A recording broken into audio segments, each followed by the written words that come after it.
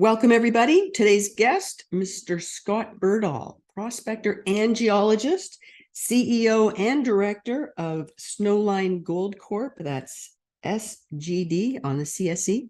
We're chatting today about the Yukon, home, prospecting, and gold. Welcome, everybody. New day at Mind in America, and we have a new guest, Mr. Scott Berdahl. Hello, Scott. Hey, Janet, how are you doing? I'm great. How are you?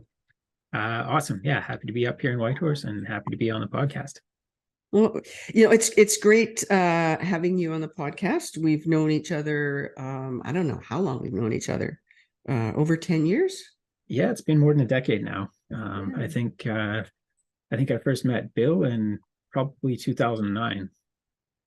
Okay. And that would have been around the same time. Yeah. And for the benefit of people that don't know, Bill is my husband, and he and your dad knew each other before you guys got involved in the Yukon. That's right. Yeah, I think they were likely working on uranium stuff down in Wyoming and South Dakota.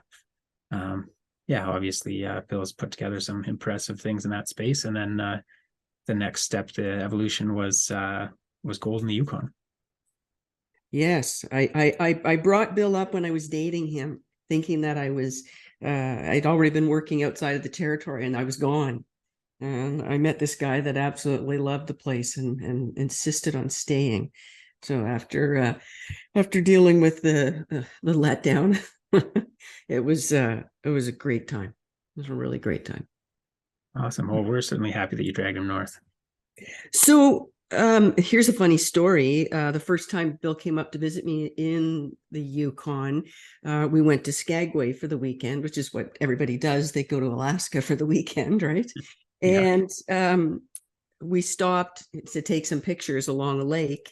And Bill had told me, he said, I only know one person that's ever lived up here, and a guy named Ron Berdahl. And I don't even know how I could find him. And anyway, we stopped to take some pictures along the road to Carcross, and there was a sign that said property of Ron Berdahl and a phone number. So yeah, so they found each other again. Oh, that's awesome. I didn't realize that. Yeah, it was pretty funny. So you run a public company now? Snowline Gold, that's right. And you are having great success right now up in the Selwyn Basin.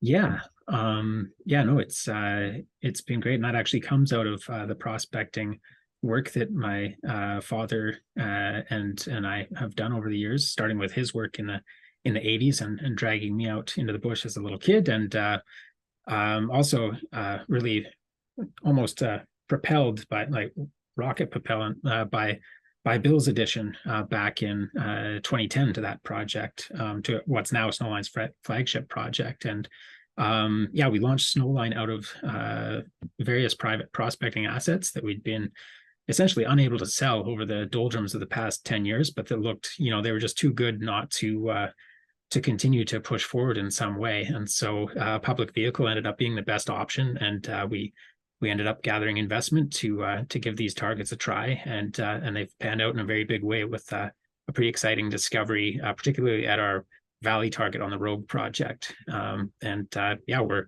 really excited. It looks to be a pretty phenomenal gold discovery, and it just ticks a lot of the right boxes for exactly what we were hoping to find. Excellent. I'm really, really happy for both you and your dad. I know how much effort you've both put into prospecting and developing assets, and it's so nice to see. So my first question is, how did, and I'm good, I think I know the answer, but how did you end up in this sector? Because I love everybody's sort of entry story. Yeah, so I alluded to it there. Basically, I think the short answer is Stockholm syndrome. The longer answer is my dad dragging my brother and me out into the bush when we were, from a very young age, and so we worked out there, and And I spent summers there as a kid, just kind of various places in the Yukon. And this was sort of maybe not pre-GPS. Some of it was pre-radio phones, or at least pre us being able to afford those things. And so it'd really be, a topo map, a target that my dad had come up with, and we'd just find the nearest float plane accessible lake. Sometimes that would be, a 10 or more kilometer hike away from where you actually want to go. And we just get dropped off out there with a tent and a few weeks of supplies, and then the plane would disappear with the promise to come pick you up in 2 to 3 weeks or whatever the set date was. And then you hike out to the target, and you hike around in the mountains. You collect rocks and soils, and fight bugs and bears and everything else, and just hope it doesn't rain. And then you come back to the lake on the date that the plane's supposed to come in, and hope that it shows up. And sometimes it does, and sometimes if you pack up your tent optimistically, the plane won't show up. So you leave your tent standing and scramble to pack it up just as the plane comes. And anyway, so it was, doing that growing up that really, in me, it just got me really excited about exploration in general. It got me excited just about being out there in the first place. It was a fairly unique upbringing, even for the Yukon. And so I was pretty lucky to be in that position, and ultimately wanted to stick with it. And you went away to school eventually, did you not? That's right. And so I actually started out, I went to school down in the States, and started out in aerospace engineering. And after a couple of years of that, just kind of reflecting on how I'd grown up and where I wanted to go, I switched into geology, and ended up with a geology degree. And then fast forwarding a few years from that, after the gold exploration boom in 2010, 2011, when the doldrums hit again through much of the past decade, I ended up back in school, and had a fair bit of prospecting experience under my belt at that point, and quickly learned that prospecting is as much business as it is science. And so I went back to school for degrees in both business and science. So ended up studying more geology, really kind of applied mathematics, what you do in a lot of geophysical processing methods and geostatistical estimations of, for example, ore bodies, and then did an MBA as well. So kind of took advantage of the slow times to try to build out my skill set so that I could ultimately run with something like Snowline. And I seem to recall that you were working in the Middle East for a while. Actually going to school there. That's what it was. Okay, sorry. Yeah, so that master's that I referenced, that was in Saudi Arabia, at a new university, or at the time a new university called the King Abdullah University of Science and Technology. They were looking to build basically the MIT of the Middle East, and they had headhunted fantastic faculty from all around the world, and the resources available to students were incredible, and it was really just neat to be able to go into a closed country and explore. And so, I wanted in a master's to get more out of it than just the academic parts. And the academic parts were top notch with the again, the faculty that they'd recruited, but and so that was great. But the opportunity to live in Saudi Arabia for 2 years was also really incredible. We were right on the Red Sea, spent a lot of time with some students from the marine research facility out diving and snorkeling and helping on projects in the Red Sea, as well as exploring in Google Earth, looking up to ancient King Solomon's mines and that sort of thing, and other really interesting places that in any other country would be famous national parks. And since they're tucked away in Saudi Arabia, you can't even find an English language Wikipedia or internet article on them in general. And so you just find something like that, and maybe drive out 9 hours on a Friday night and Saturday morning, and spend the weekend just exploring some canyon with 2,000-year-old tombs or something like that. It was really just an incredible time. So it was definitely a bit of an unorthodox approach, I guess, but got the education I was looking for, and got a lot more than that as well. So you're very well traveled. You're very well educated. You have a wanderlust. Why? And I get asked this question too, because I spent 25 years or plus living in the Yukon. Why the Yukon? Why did you go back there? Well, the Yukon is a fantastic place, and there's the geological potential, obviously, but just I guess this place itself, it's home, for lack of a better word. Maybe that is the best word. It's pretty unique, in terms of what I've seen all over the world. There's a lot of space. And growing up too, we in the prospector sort of fashion, I guess, we grew up in a fairly like a single room cabin, with no power, no running water, and that sort of thing, and it's out in the woods. And as a kid, if that's what you're born into, it's just like, this is great. And so I have a kind of heavily romantic version of it. I'm sure it was a little bit different from my dad's point of view, trying to raise two kids in that context. And so yeah, I look back on that pretty fondly, and it's pretty hard to replicate that anywhere else in the world these days. But I'm definitely happy to be back in the Yukon. I love the territory itself, the wilderness here, and it's just home. Yeah, I get it. When I moved up there, I lived in Faro initially for many years, and first trip to Dawson was about, I don't know, like 10 months after I had moved there. And I didn't expect it, but something happened when I crossed the Stewart River at Stewart Crossing. And for the first time, I felt I was home. And I had never felt that before. So I completely understand what you mean. Mm-hmm. And it does have incredible mineral resources. And I think the Yukon is very fortunate to get people like you back. I know it's a huge issue, is a lot of young people move away, and to be able to come back, you can get so much more experience up there than you can in other places. That's the way I always viewed it.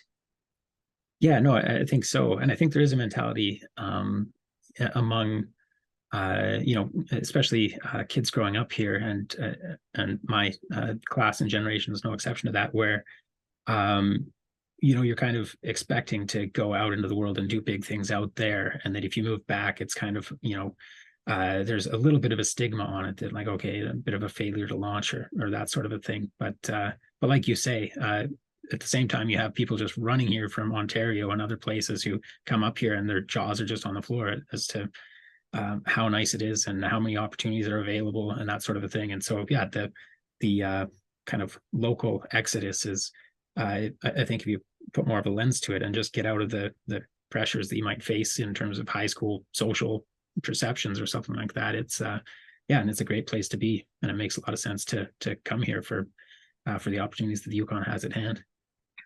I was always, people were amazed when I was younger. I'm 60 now, so I'm a bit older, but when I was younger, and they would ask me, what I had done, and I would tell them all the things that I had done in my career, and they couldn't believe that I could do so much at a young age.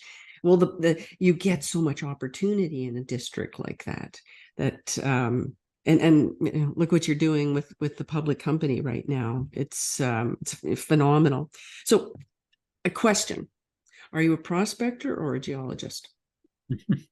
I don't think they're mutually exclusive. In fact, they're not.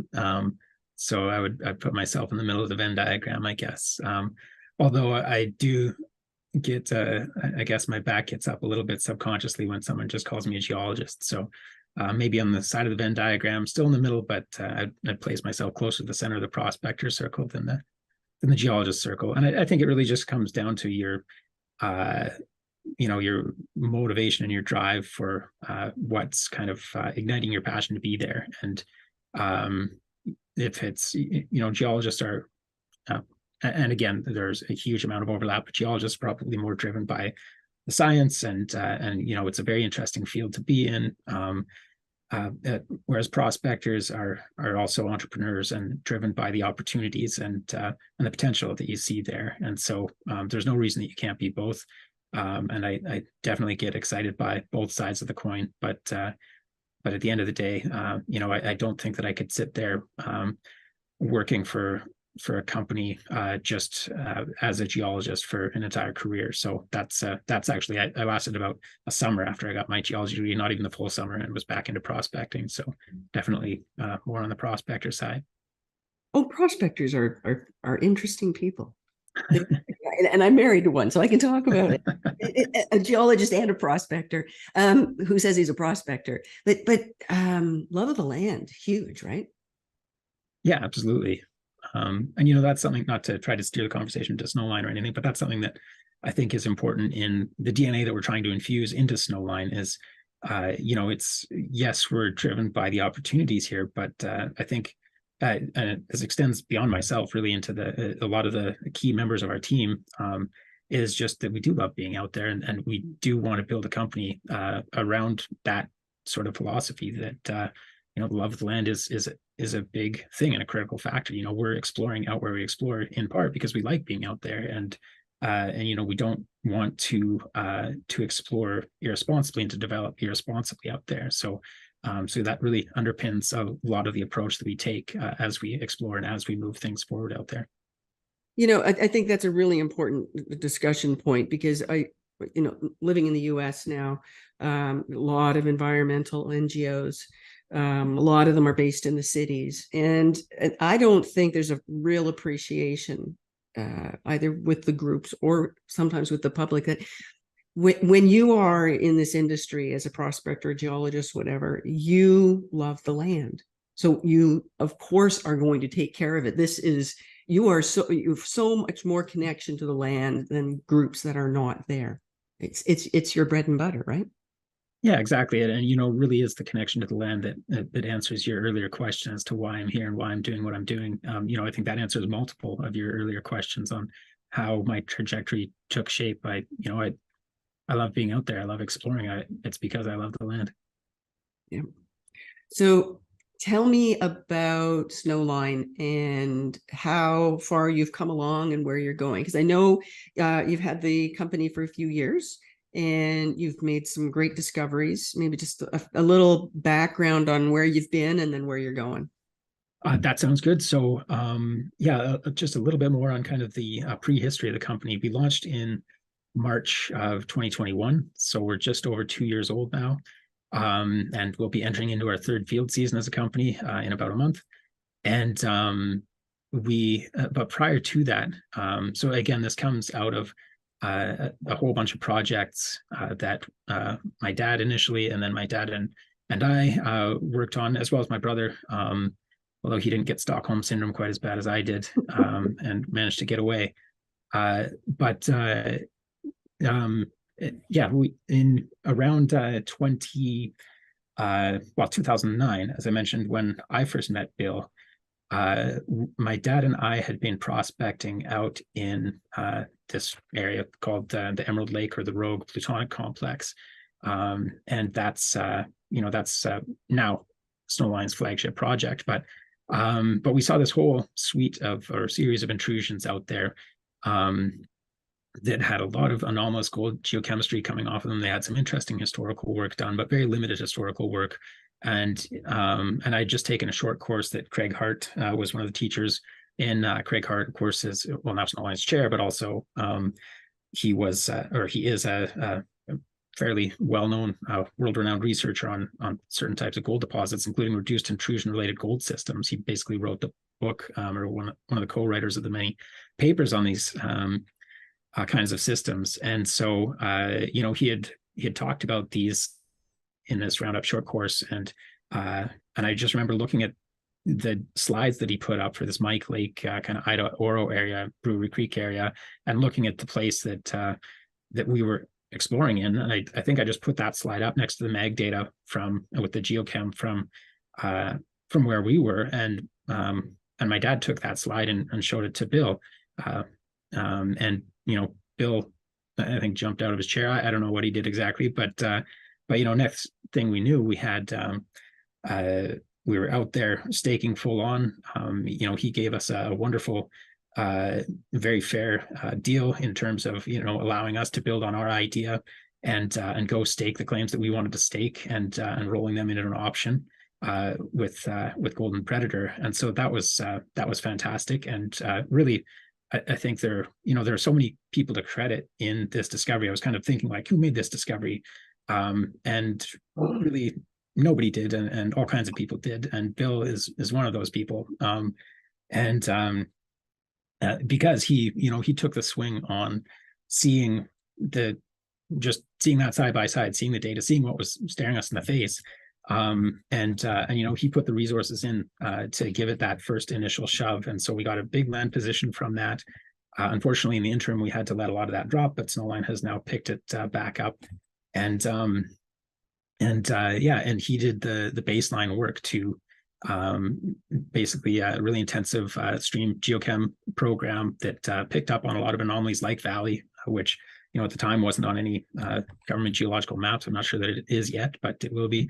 And then the prospecting the next year, the streams was 2011, prospecting in 2012 led to the discovery by Shane Carlos, Yukon prospector working for Golden Predator, of the actual outcropping mineralization of the Valley intrusion, following up on that silts work. And then unfortunately it was 2012, and so the markets kind of just fell apart. And I know that Bill and Golden Predator liked the projects, but they had to eventually give a lot of things back, and Golden Predator focused on a lot more advanced assets.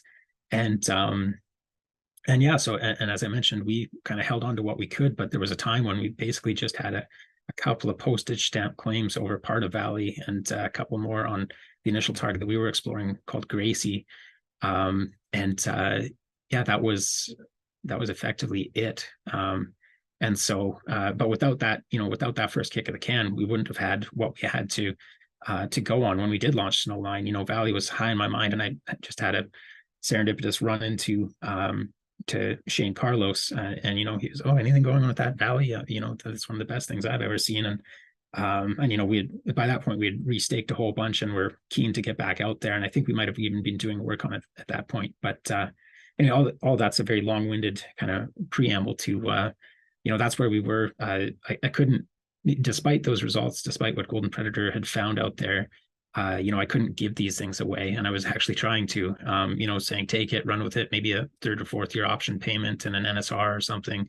But of course, you're probably shooting yourself in the foot as a salesperson trying to make a pitch like that, because it sounds like there's something wrong with it. And ultimately, I made a pitch deck for an imaginary company just to try to speak the language of juniors and potentially majors in the space. And it really kind of backfired in that I got investors instead of purchasers. And so in the long run, happy for the backfire. But that's really how Snowline came to be. I think that the next person to see that and to take a big swing at it was there are a few, but Keith Newmeyer really stepped up, and he was the one who brought the shell that we ultimately RTO'd with. He also put together the first financing for the company and really set us on our way. His connections in the capital markets were instrumental in getting us going. So huge credit to Keith for getting things going. And he's been a very supportive shareholder since, taking part in our financings, every financing so far, apart from, I guess, the last one, which was just a single party. And then Crescat Capital and Quentin Henney were also pretty keen on what we had found out there, and showed a lot of support early on. So having those backers right out of the gate was huge. And then, of course, we launched with 7 projects that we carved out of our private prospecting portfolio here in the Yukon, and really whittled them down on Keith's recommendations of, let's focus on gold. Let's focus on what you see as having district scale potential, multi-million ounce potential. And so from that, we came up with 7 projects out of our 21 that were, because we were prospecting kind of commodity agnostic to an extent, with a focus on gold. So we came out with all these greenfield targets, some of them staked by my dad in the 80s and never optioned. So it's great to have the resources to test them properly. Of course, the story has kind of taken shape on its own from there with the drilling of Valley. Had some really nice sniffs in 2021. some good ground plus 100-meter plus intersections right on the edge of the intrusion. And then early 2022 or mid 2022, but early season, we stepped out in a big way right into the intrusion and got into the heart of a very strong reduced intrusion related gold system. I think our best hole for the year was it was 2.5 grams over I've said this number so many times that I can't remember now, 319 meters. That's from unbelievable. surface. Yeah, the top 108 meters of that hole averaged 4.1 grams per ton. And it's really consistent mineralization. Like the lowest assay in that top 108 meters is a 0.6 or a 0.5.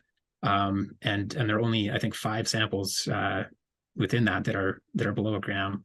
So most of it's above 2 gram, like 3/4 of the hole are above 2 grams per ton. So just beautiful, consistent mineralization. And that's on, and doing big step outs, we're hitting, not that was the best hole, but still comparable grades, like big 300, 400, even 500 meter plus intervals of more than a gram per ton. And this is a type of gold deposit or gold system that is generally low grade. And that's part of why I think this district hadn't seen much attention. It was so hard to sell, was that, the sort of textbook example of these is a big 10 million-ish ounce deposit called Fort Knox in Alaska.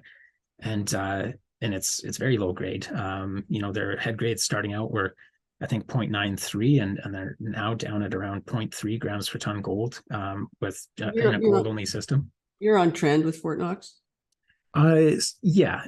So we're basically part of this big mid-Cretaceous belt of intrusions that stretches across central Alaska and all the way to the east central Yukon, and kind of curving down the Yukon NWG border, called the Tombstone Gold Province within the Tintina Gold Belt.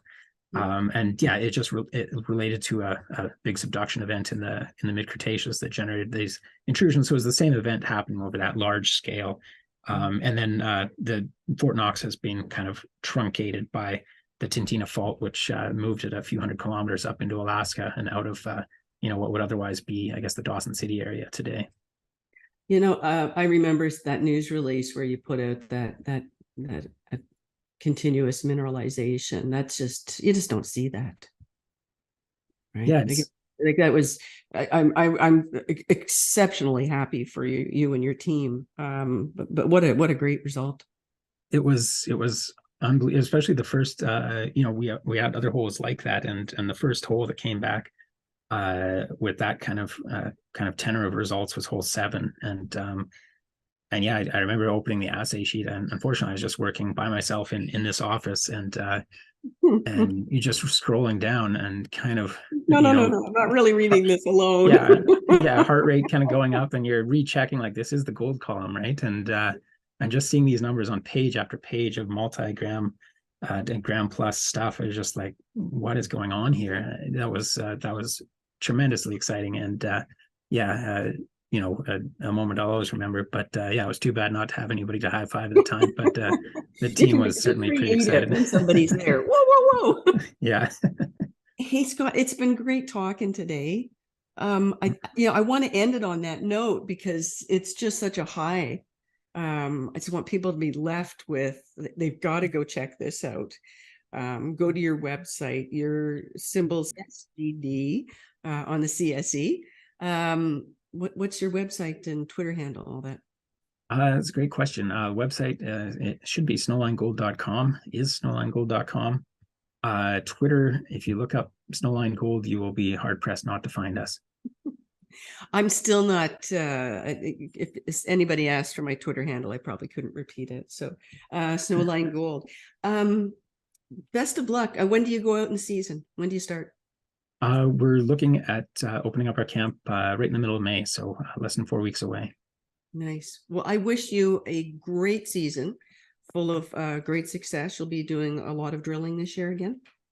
We will be. We have 3 rigs on site ready to go, and we'll be looking at adding a 4th as well. So it's going to be a big season for us. Nice. Well, I'll be watching and wishing you all the greatest of success. Thank you, Scott. I really enjoyed this. Please give my dad your best. And thanks everyone for joining us today. Check out Snowline, SGD. Thank you, Janet. Thank you so much for having me on. Thank you.